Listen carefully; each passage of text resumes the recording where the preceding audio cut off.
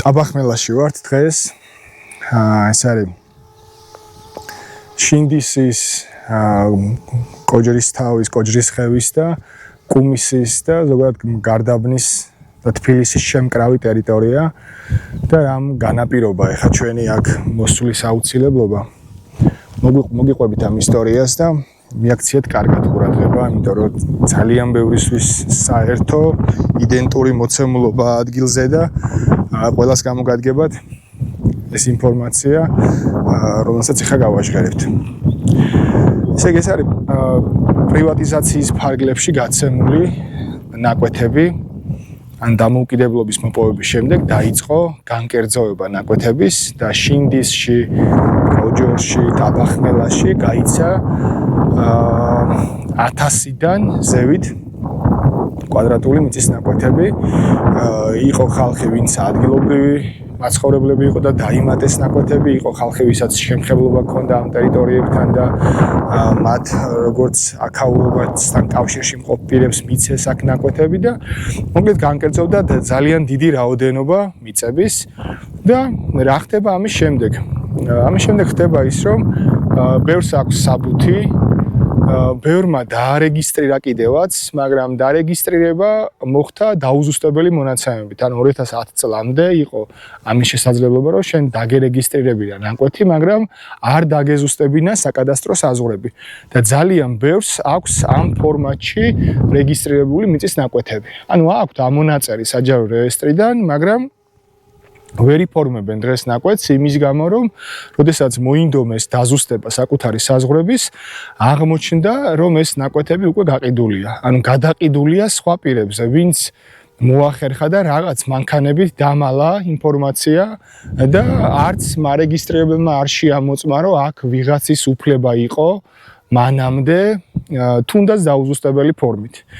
იმიტომ რომ თუ დაუზუსტებელი ფორმატი არსებობდა, ეს იყო შენ ოფცია, ასე რომ ვთქვათ, არეგისტრირებლის მხრიდან და თუ მე არ ვიყავი ვალდებული, რომ დაზუსტებული მქონოდა საზღვრები, ესე იგი ვერც ვერავინ ვერ დამავალდებულებს, რომ რატომ არ დავაზუსტე თავის დროზე. მქონდა რეგისტრირებული, საბუთი მქონდა და თუ ვინმეს უნდა ენახა ეს ყველაფერი და შეემოწმებინა, ეს იყო საჯარო რეესტრი და ამის სრული უფლებამოსილება და შესაძლებლობა გააჩნდა, რომ არ დაერეგისტრირებინა უკვე დარეგისტრირებულ ტერიტორიებზე ახალი უფლებები.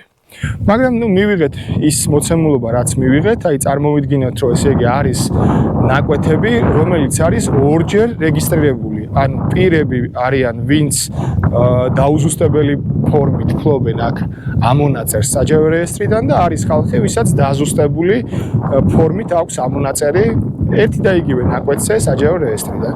და პლუს კიდე არის ხალხი, ვისაც საბუთი გააჩნია და ჯერ არ აქვს რეგისტრირებული. აქ ხო საერთოდ რაღაც ანომალიასთან გვაქვს საქმე. ანუ როცა საბუთი გაქვს და მიდიხარ და რაღაცას უდასტურებ კი არა, აი საბუთი რო აქვს ხალხს, იმ ხალხს უხდიან სადაო დღეს უფლებას. და როგორ ნახა გამოსავალი რაშია, ხო ხა ისტორიად გასაგებია, ბევრს სმენია, მაგრამ ეს იმიტომ მოვყევი, რომ თქვენ ამოიცნოთ თქვენი პრობლემა და თქვენი თავი ამ ისტორიაში და მინდა გითხრათ, რომ ეს არ არის დასასრული, ანუ ამით არ სრულდება, მართალია რეესტრი ამას იძახის და თავისი ქმედებებით ამას გიდასტურებთ, რომ ეს არის დასასრული და აქ მთავრდება და სხვა გზა და გამოსავალი არ არსებობს, მაგრამ გამოსავალი არსებობს და ნორმალურ სიტუაციაში და ნორმალურ პირობებში თვითონ რეესტრი უნდა ცდილობდეს ამ გამოსავლის თქვენთვის შეთავაზებას, იმიტომ რომ შეცდომა რომელიც დაუშვა მან, ამას ვერ გამოასწორებს სხვა, ან მან უნდა გამოასწოროს ისევ, ან თუ ვერ გამოასწორებს ამ შეცდომას, თქვენ გრჩებათ შესაძლებლობა, რომ მოითხოვოთ ზიანის ანაზღაურება. ზიანის ანაზღაურება ეს არაერთხელ მithქვამს, ეს არის ერთადერთი რეალური ალტერნატივა, რომელიც შეგიძლიათ სამართლებრივი წესით დააყენოთ და მოითხოვოთ, როგორც იმ მიწის ალტერნატივა, იმ უფლების ალტერნატივა, რომელიც გეკუთვნოდათ, მაგრამ ვერ ახდენთ ამის რეალიზებას. კიდევ ერთხელ ვიტყვი, ან თუ მაქვს საბუთი, მაგრამ ვერ ვირეგისტრირებ იმის გამო, რომ აქ ვიღაცას აქვს უკვე დარეგისტრირებული ჩემი ნაკვეთი, ან თუ მაქვს დარეგისტრირებელი დაუზუსტებელი ფორმით, მაქვს ამონაწერი საჯარო რეესტრიდან, მაგრამ მაინც ვერ ვირეგისტრირებ, იმიტომ რომ ვიღაცას დაურეგისტრირა უკვე რეესტრმა უფლება, ყველა ასეთ პირს შეუძლია შეაფასოს ეს ქონება მისი დღევანდელი ღირებულების გათვალისწინებით და ეს თანხა როგორც ზიანი ასე მოეთხოვოს მარეგისტრირებელს. და თუ პროცესში მას გაუნათდება გონება და ახლა რაღაც შეცვლის თავის არასწორ გადაწყვეტილებას, თავისთავად შეგიძლიათ იფიქროთ, მოურიგდეთ თუ არა და რაღაც ალტერნატიული ფართი მიიღოთ თუ არა, მაგრამ თავისთვის ამას არ აკეთებს.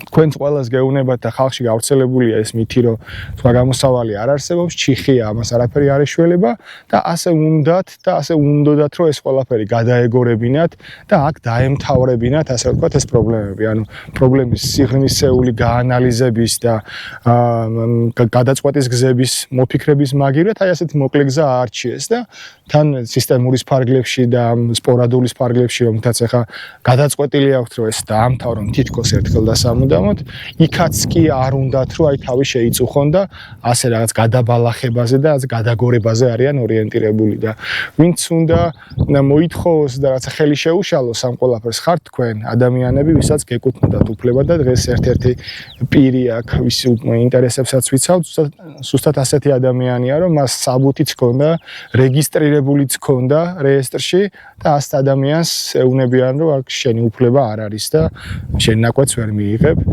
მაგრამ მიიღებს ეს ადამიანის და მიიღებს ყველა, ვინც დააყენებს მოთხოვნას სწორად და ვინც იბრძოლებს იმისთვის, რომ აი ეს უსამართლობა არ დაკანონდეს და დაიბრუნოთ ან თქვენი ნაკვეთები, ან მიიღოთ ამის ერთადერთი რეალური ალტერნატივა ზიანის ანაზღაურების სახით.